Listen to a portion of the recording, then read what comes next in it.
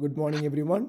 Today, in our FRCS Urology teaching series, we are going to start a new table for discussion female overactive bladder symptoms. Today, we predominantly discuss it evaluation, medical management, and the surgical aspects of overactive bladder. Anish, floor is yours.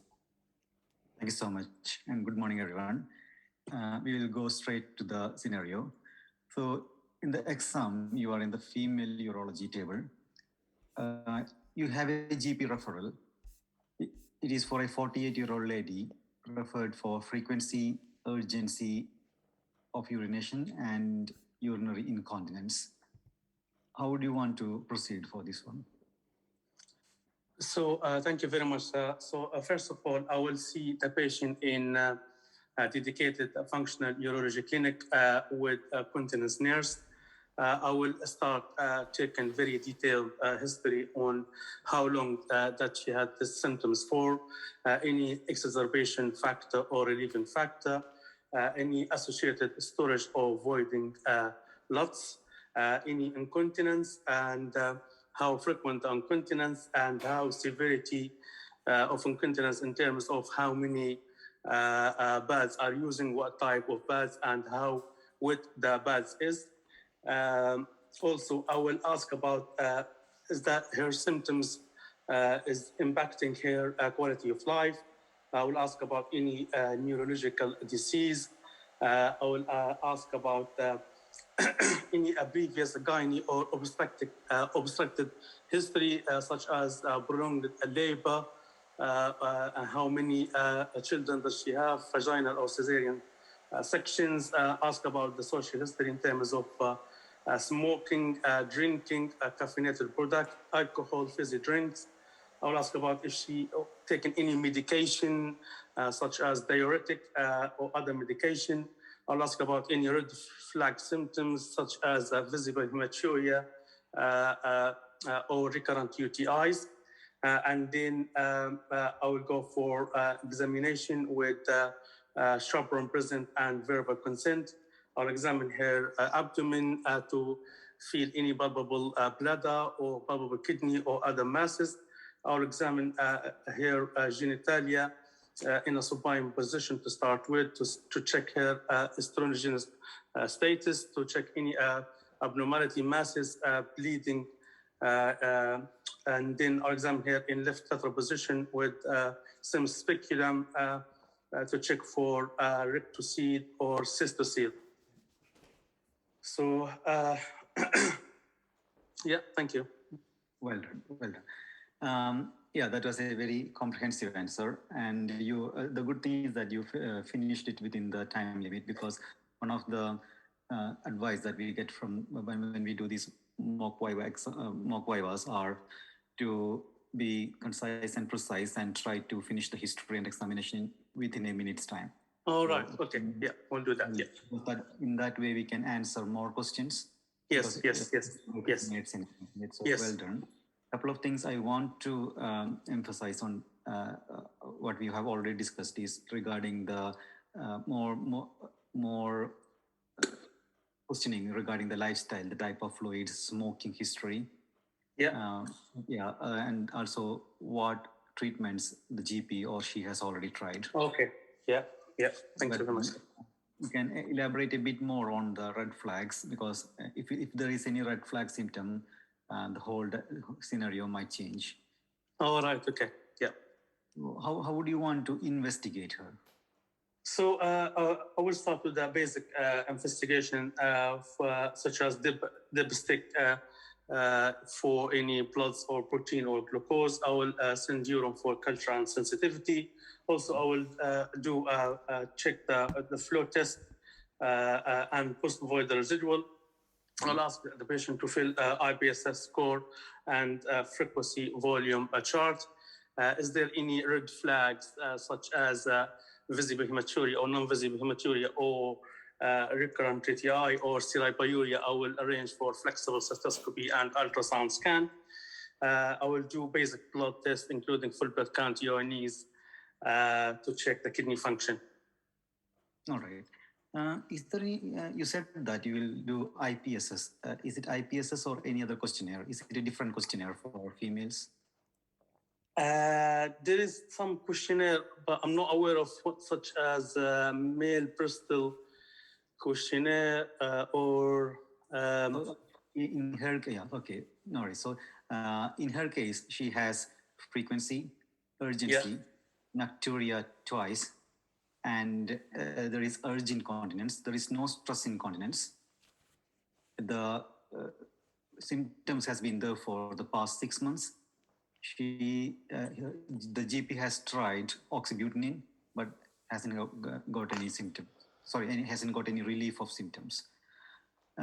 So what is your working diagnosis for her? So I will be diagnosed as a overactive bladder. All right. So is there any questionnaire for overactive bladder? Any specific questionnaire for overactive bladder? I'm sorry. No worries. There is a ICIQ OAB questionnaire. Okay. Yes. Same thing. Yes. I know that this one. Yes. Yes. It's international study for incontinence short form. Yeah. So there are Then there are two types of questionnaires. You can say if predominantly the lady is presenting with incontinence, we can use the ICIQ UI short form. Yeah. But predominantly, there is no urinary incontinence and the predominant symptoms are pointing towards OAB. Then in exams, we can say that there's an ICIQ OAB. Yeah. Both of these questionnaires are available through the BAU's information leaflet website. Okay. Yeah. And so you mentioned about the investigations. Will you do an ultrasound scan to see the upper tracts in this patient, or what will be your threshold to do? What will be your indications to do the ultrasound scan? So that's the question for ultrasound scan. If there's any red flags such as hematuria, this is the one thing. Or if I'm suspecting a neuropathic bladder with overflow incontinence, if there is any recurrent UTIs, if from my examination, if I see any signs of kidney failure, such as lower limb edema. Those are the indications to do an ultrasound scan. So in this lady who has a working diagnosis of overactive bladder, from the investigations part, will you do urodynamics at this time? Normally, in my practice, I don't do any urodynamic prior to any conservative management. I will do the urodynamic if I'm going to start invasive treatment for overactive bladder. All right. And in your practice, do you prefer to do urodynamics or video urodynamics, or what criteria will you define to differentiate between the options of urodynamics or video urodynamics for a patient? So for video urodynamic, I will do it for children. I will do it for suspecting neuropathic bladder, or one who had previous surgery for overactive bladder or urinary incontinence. I will do normal urodynamic for if I'm going to offer invasive treatment, or patient or suspecting overactive bladder, which clinically lead to Detrusor overactivity. And you can try the video urodynamics if the standard urodynamics is not answering questions. Yes. What's the ICS definition of overactive bladder? So the definition is overactive bladder is a complaint of urgency with or without urge incontinence, and sometimes combined by frequency and nocturia. Okay. For the completion, it also says that in the absence of UTI or other detectable disease. Yes. What are the types of OAB? The type of overactive bladder. It's based on the urinary incontinence. It is divided into wet and dry. And what is the definition of Detrusor overactivity? So that the Detrusor overactivity is a symptoms diagnosis of urodynamic. So it's urodynamic evidence of the Detrusor contractions, which may be spontaneous or provoked in absence of other pathology. Okay. There are a couple of keywords in that one. Yeah, one thing is right. It is a urodynamic observation, and we had to put the keyword that it is involuntary. So it is an involuntary. Okay. And we will see it in the filling phase. And yes, as you said, can be spontaneous or provoked. So urodynamic observation, it is characterized by the involuntary detrusor contractions during the filling phase, and it can be spontaneous or provoked. Yeah. Yeah. So in this patient who already tried oxybutynin, but on and off, not in a continuous fashion, what are you going to advise her? So I'll advise her if she tried the conservative management of treatment of overactive bladder, such as lifestyle changes, which is losing weight if she has high BMI, or stop smoking, decrease caffeinated product intake. Also, I'll ask if she had before the supervised pelvic floor muscle exercise and bladder retraining. And then she is tried oxybutynin, which is not working, or probably go and try another medication, another anticholinergic medication, such as derifenacin or sorafenacin, which is a more selective muscarinic receptor antagonist. Okay. And what do you mean by bladder training? What is the definition of bladder training? So bladder training is to try to lengthen the time period between the voids. We set a target for voidings, and patient shouldn't void before that target. And then we increase that time of period between voiding until we get a very good bladder training. Okay. So EAU defines it as it's like a program of patient education.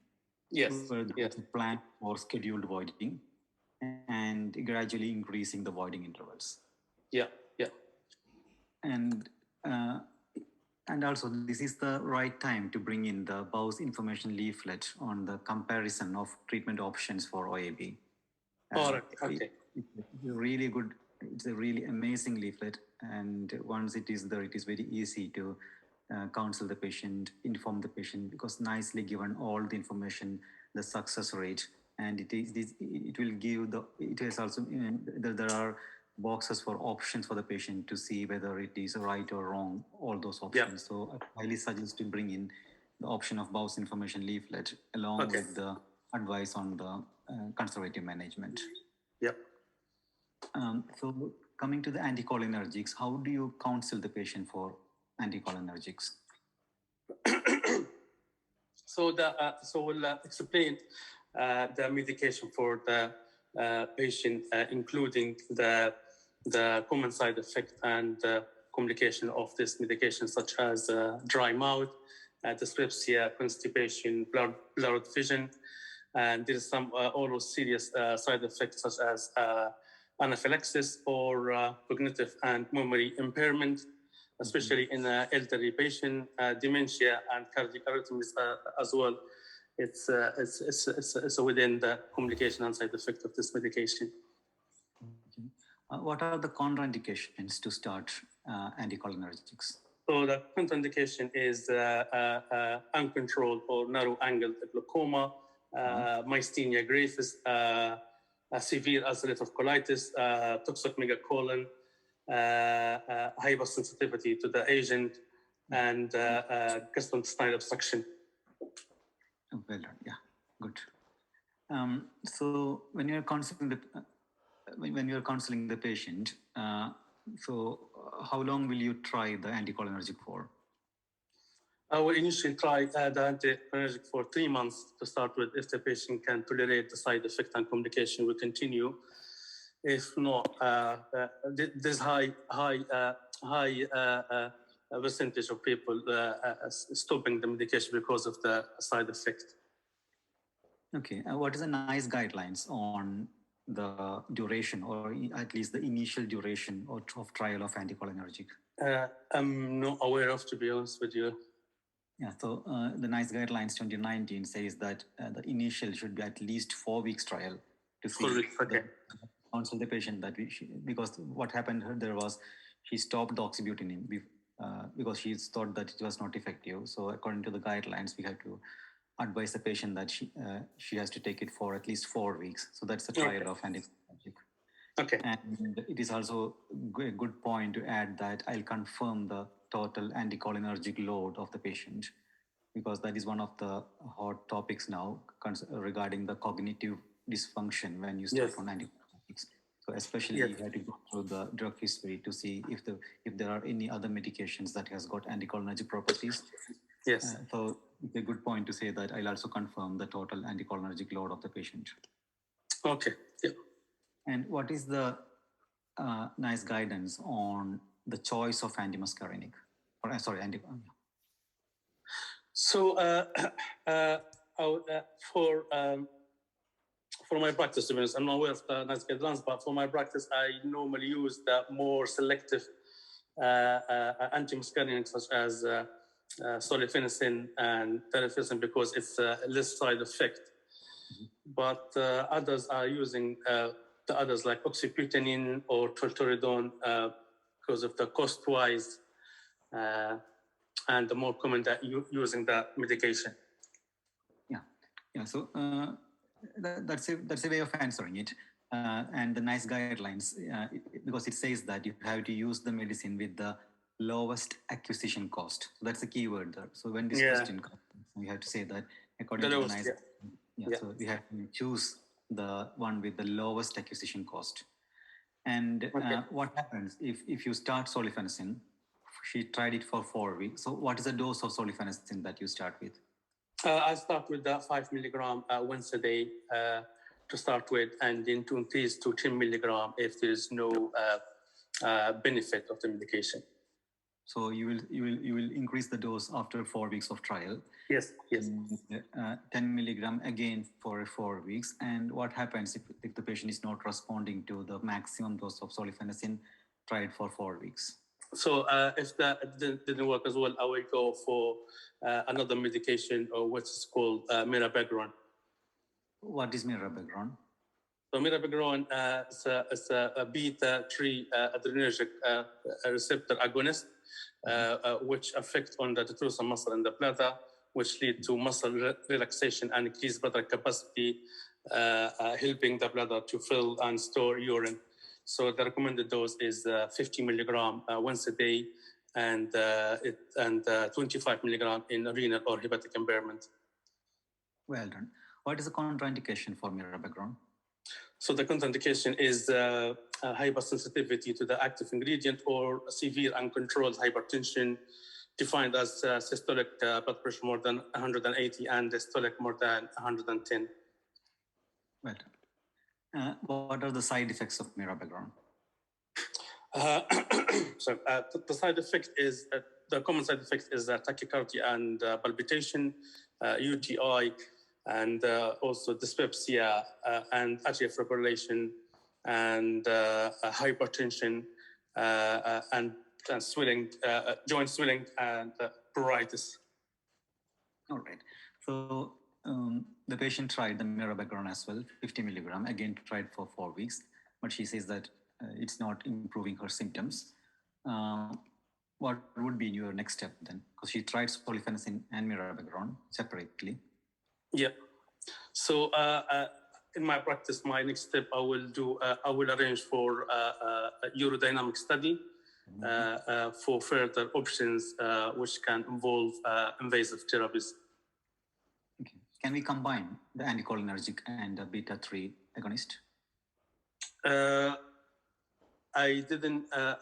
I'm not familiar of combination, I normally don't do that in my practice because of a complication and side effect of these two medications together. Yeah, so that was a concern previously, and now we have enough evidence to say that if the OAB symptoms are not improving by separately using the anticholinergics and beta-3 agonist, we can use the combinations, and the main evidence for that comes from the Synergy trial. Okay. That a combination of solifenacin and so the Synergy trial, the medications used were solifenacin, Mirabegron, and placebo. And the outcome of the trial was that the solifenacin and the combination of solifenacin and Mirabegron improved the symptoms compared to the monotherapies. Okay. Yeah. So she had the combination treatment as well based on the Synergy trial, but her symptoms are not improving, which we usually see in our clinical practice. So you said that you are going to offer the urodynamic investigation. Yep. So the urodynamics shows overactivity. So what if the urodynamic study doesn't show anything? The patient has got overactive bladder symptoms, but the urodynamic study is normal. Will that affect your management? So if the urodynamic is normal and she's still having persistent symptoms, probably I will go for video urodynamic, which is more physiological and give us more detailed information. Okay. And what if the patient has symptoms and the video urodynamics is also normal? In that case, probably I will do GA cystoscopy and inspect the bladder to check if any other obvious or physical abnormality. Okay. So it is easy when you have the urodynamics and it shows overactivity because we can go to the other options. But Yeah. the guideline says that if the urodynamics doesn't show overactivity, then also we can proceed with the Botox injection. But only thing is that we have to discuss that in a local MDT. Okay. Yeah. So for your patient, the urodynamics shows overactivity. So how are you going to counsel? Because it is now confirmed overactive bladder with incontinence. So how are you going to counsel her regarding the surgical options and what are the surgical options? So first of all, I need to discuss her case in our urogyne MDT, which involve urologist, urogynecologist, continence nurse practitioners, dietitians, psychotherapists, and just discuss the best management for her. And then I will counsel the patient regarding further management. I will start with Botox treatment for her to relieve her symptoms. Okay. Will you just give the option of Botox or will you give an array of options? So I will go by the less invasive to the higher invasive. I will start with the Botox, and then I will counsel her for SACRAL neuromodulations, and then I will in the worst case scenario or in the more severe invasive, I will counsel her about the clamp augmentation, cystoplasty. All right. And so you said about Botox. What is Botox? Botox is a neurotoxin which derived from Clostridium botulinum. There are 7 serotypes of botulinum, where toxin each with a different antigen profile. Botox can cause paralysis of the Detrusor muscle by blocking presynaptic physical release of acetylcholine at the neuromuscular junction of the parasympathetic nerve supplying the Detrusor. So it results as a temporary paralysis of the Detrusor muscle. Can you elaborate to me more on the mechanism of action of Botox? What exactly is happening? So Botox is prevent the exocytosis of acetylcholine by cleaving SNAP25 of the snare protein, which is a complex protein which intact from the core of the neuroexocytosis machinery. Okay. That's a good answer because you have brought in the SNAP 25 there. But I would suggest to elaborate a bit more on that part because that's a favorite question. That's one of the most common questions asked whenever there's a Botox. The first question is, what's the mechanism of action? So we can start with saying that it has got a heavy chain and a light chain. And the heavy chain helps to internalize the Botox into the nerve ending. And it is called as a receptor-mediated endocytosis. Once it is inside the nerve terminal, then the light chain cleaves the SNAP25. And thus, in that way, it blocks the exocytosis of acetylcholine vesicle. Okay. So, in your practice, what are the so you said that this patient you will counsel for Botox, and so how are you going to counsel the patient for intravesical Botox injection? So I will explain to the patient regarding all the procedure, including how we're going to do it, and also to warn her that there's a complication and side effect of this medication. And also I will explain to her that we might need to do multiple injections. So I will explain to her that there is a side effect such as pain, UTI, which is less than 5%, and bleeding less than 5%. And also explain to her that sometimes there is no benefit or effect of toxin, of Botox, and sometimes we need to do further injections. Patient needs to know that she might need to perform intermittent self-catheterization, which probably about 10 to 15%. And also there is some other side effects like flu-like symptoms and dry mouth. Okay, and always remember, whenever you are asked about a procedure, always think whether there's a BOUS information leaflet on. Okay, yeah. We say that will provide that. Yeah. It's very handy for the patient as well. Okay. And what dose of Botox will you use for overactive bladder? The recommended dose is 200 units mixed with 20 mils of salines, inject in 20 sides over the bladder, 1 mil each side, sparing the trigon. Okay. What is a nice guidance on the dose of Botox for overactive bladder? I'm aware of 200. Nice guidance says that the initial dose should be 100. Okay. And there are two situations when we can change into 200 when there is no response. Okay. Or if the response is staying only less than 6 months. So in these two conditions, we can increase the dose to 200 in a overactive bladder. But to start with, it should be 100. Okay. 100. Yep. And the starting dose of 200 is for neurogenic Detrusor overactivity. And when you use the 200 units, it should be 30 injections. All right, okay.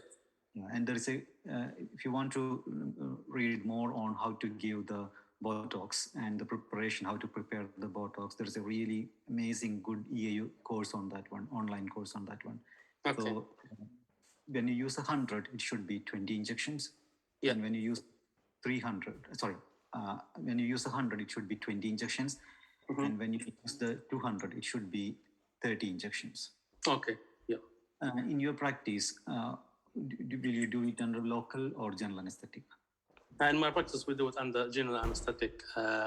Normally, we don't give aminoglycoside because there's interaction with the Botox, and we use Comoxiclav as a prophylactic antibiotic.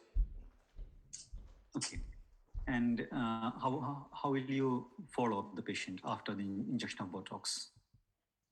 So patient, it's a day case. Patient go home on the same day. I see patient in 4 to 6 weeks after the injection to check how's their symptoms is doing, and did she use any intermittent self-catheterization and any complication of the procedure. Okay.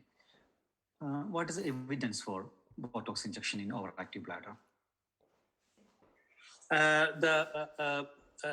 There's a study showed that the efficacy of Botox is from 36 to 89%, with the mean 70%. The effect lasts from 4 to 10 months. So whenever a Botox evidence is asked, there are two studies that we have to mention.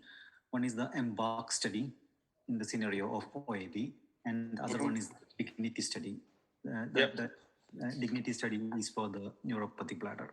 So in this scenario in the exam, if you're in a overactive bladder scenario, then you have to tell about the EMBARK study, because that has got good evidence. Okay. It is a double-blinded, placebo-controlled, randomized controlled trial. And it shows that there is a good effect of Botox in overactive bladder. About 50% reduction of the urgency incontinence episodes by week 12. Almost 27% were completely dry at week 12. And the median duration, as you said, was around 6 months' time.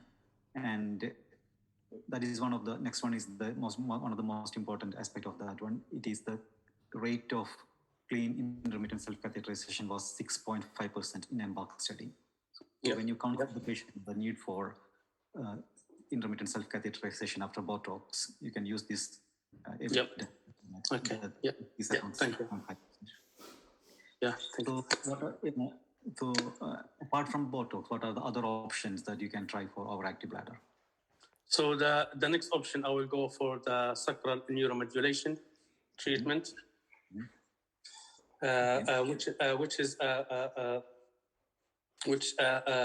this is a minimally invasive procedure, can be done under local or general anesthesia, which is involve two stages technique that used to show to improve the efficacy of this procedure. It's also using this one for Fowler syndrome. The idea behind this treatment is continuous use of mild electrical activity to stimulate the sacral afferent, mainly S3, to the bladder and pelvic floor, which modulate local neural reflexes and inhibition of the bladder contraction, which is really effective. Okay. So what is the success rate of sacral neuromodulation? So this its efficacy is between 50 and 75%. Okay. And during the trial phase, as you're aware, after the insertion of the time, there will be an external appliance. And what advice will you give to the patient during the trial phase? So the advice is to basically keep a bladder diary and record her symptoms for 2 weeks, and then to compare it with the preoperative evaluation. Also, I will warn the patient about complication and side effects of this procedure. Sometimes pain at the site of implantation or lower limb pain. I'll also explain about episode of urinary retention after procedure. All right. What are the long-term problems with having a sacral neuromodulation? Long-term what, sorry? Yeah. So what are the mechanical? So it's a good time to bring in the mechanical aspects as well, saying that there is a battery and the new device. So it's a battery life lasts implant for 7 years, and then after which time we require revising. Okay. What about MRI scan? Can we take MRI scan? There's some devices is compatible with the MRI scan, but it's not always the case. So we need to check with what kind of device and what kind of MRI scan we are using. Okay, and we can also warn the patient that there could be reprogramming, spontaneous reprogramming, or problems with the device when he or she goes through the shop security Yeah. Yes. systems, and food security service system, and always say that you will give the course information leaflet. Yeah. Yeah. Is there a trial that compares Botox with SACRAL neuromodulation? I'm not aware of. I'm sorry. So that is one of the important trials, because these are our main options now, isn't it? Botox and SNM. Yes. Yeah. It was the Rosetta trial, that it was a RCT of 2 years, and the main findings of that trial was there is not much of difference between the reduction and cure, but Botox has got higher satisfaction, but Okay. with the problem that higher UTI rate in the Botox and need for CISE. And that trial also said us about the revision and removal rate of SNM. Over a period of 2 years, SNM revision were 3% and SNM removal was 9%, just a bit high. And there is another paper which said that the cost of SNM is higher than Botox. So Okay. Yep. we can expect that question, because when you give two options, Yep. and there are options which are equally treated, and then when there is an RCT on those options, then better to read on that. It is called as a Rosetta trial. Okay. Yeah. Are you aware of the PTNS, posterior tibial nerve stimulation, or peripheral tibial nerve stimulation? Yeah, we don't use that in my practice. We use normally this sacral nerve modulation, but yeah, in some centers that using it for overactive bladder, or sometimes using for a neurogenic bladder as well, neuropathic bladder as well. Yeah, the attraction of that one is because it is non-invasive. It can be, there are two options, transcutaneous and percutaneous. A NICE guideline says that we should not use the transcutaneous, but we can use the percutaneous. It is each session will be around 30 minutes of stimulation of the posterior tibial nerve, and it is done like in an induction cycle and a maintenance cycle. So induction cycle is weekly for 6 to 12 weeks, followed by maintenance every 2 to 4 weeks. Okay. And there are papers which says that the response rate is between 60 to 80%. Yeah. And also definitely for a PTNS, you have to have a local MDT and appropriate referral to a center where it is practiced. Yeah. Yes. Yeah. Coming to the surgical option of OAB, you said that, so what are the surgical options that you try apart from the real surgical options? It's a clamp augmentation cystoplasty,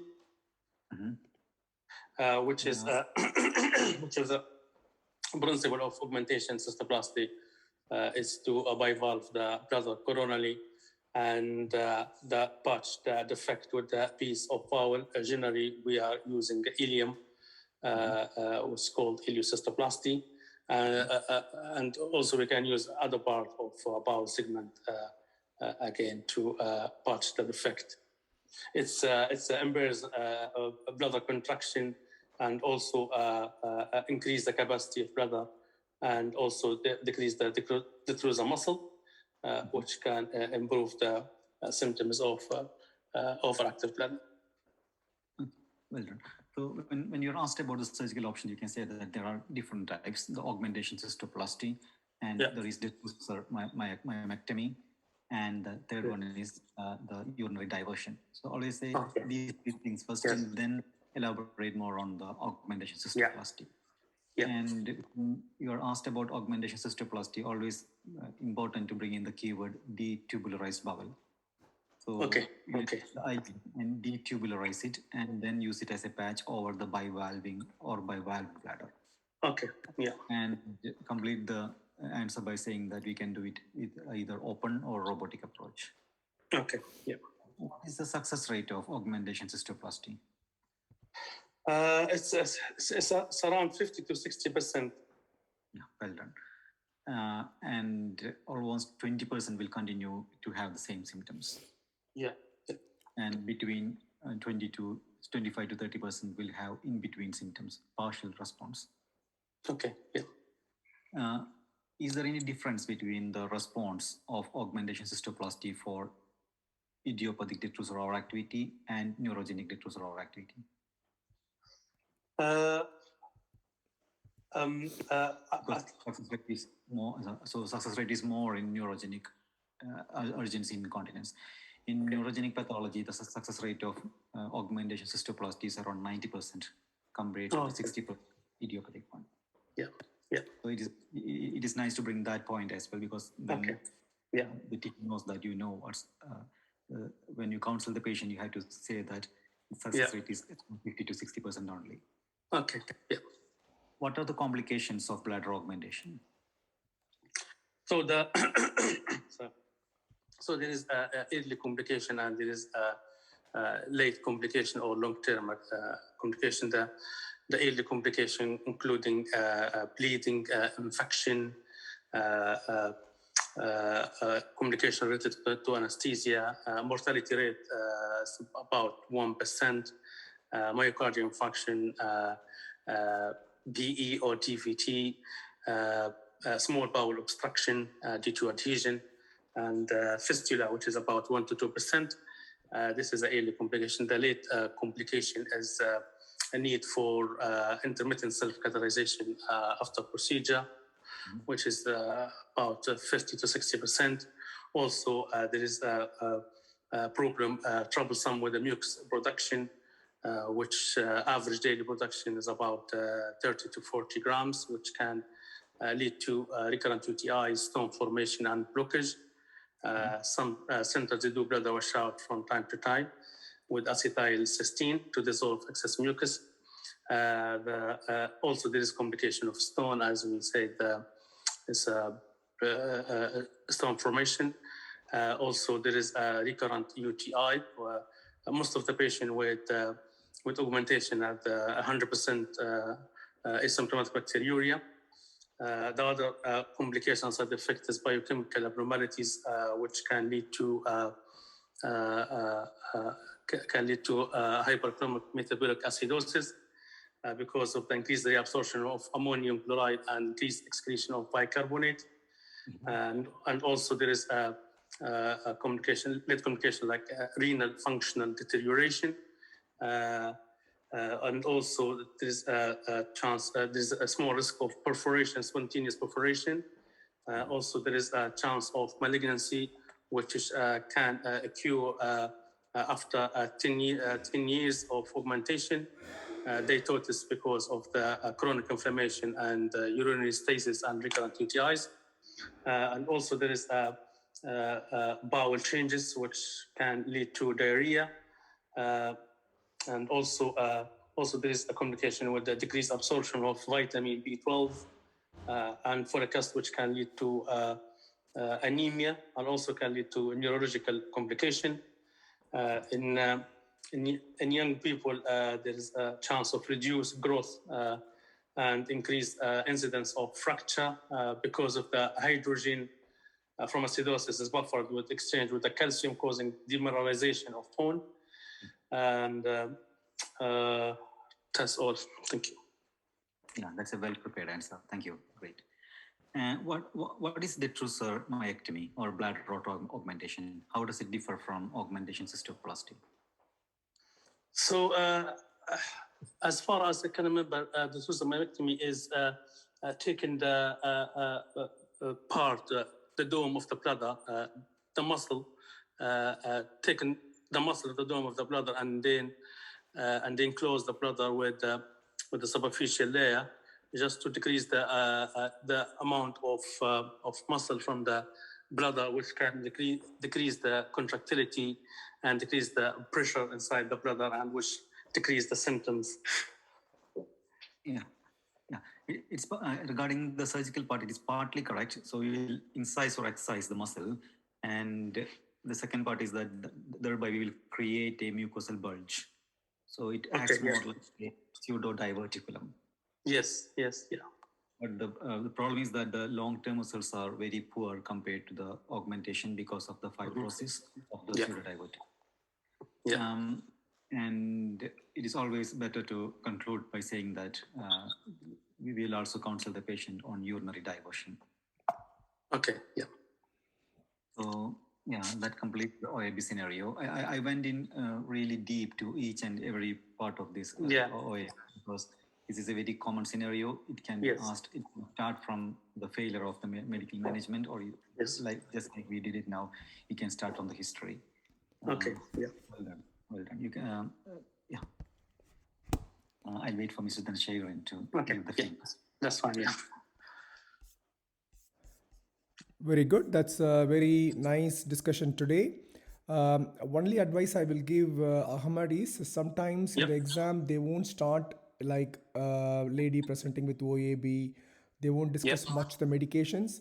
They may say a patient already tried, say, oxybutynin, sulfasalazine, and Mirabegron, and it failed. They may start straight away with Botox. So you may be left to discuss a lot with Botox. All right. Yeah. And sometimes it very rarely it may be even covering more of surgical treatments also. Like Anish shared in his exam, he had a patient who had stress urinary incontinence with vaginal tape placed, and then it's not working. What will you do? Because in this era we are seeing so many patients presenting with the treatment failures, and we need to know how to act on them, at least the major principles of it.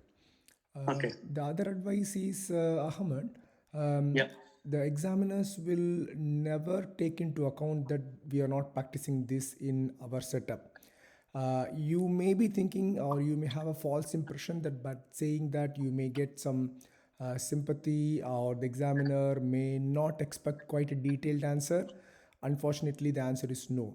The examiners will always need the best answer, at least from theoretical aspect, because you may be on call. A patient from a neighboring institute had the surgery, may have reached you for a complication. You may have to act on that. So the easiest way is you can say that I'm aware of this option, even though we are not practicing in our unit. I know the principles. I know how to counsel. So you need to make sure as if you are talking like that. So in every table, you will become a specialist in that. In the OAB table, you will be a female and functional urology specialist. But well done for the starting. You can only get better from there. Okay. Thank you very much. Thank you. Very good. Very nice session. Wishing you a good Sunday, and we'll join again tomorrow with a different training. Thank you very much. Thank you, sir. Thank you, sir. Thanks a lot. Best wishes. Bye. Thank you. Thank you. Bye.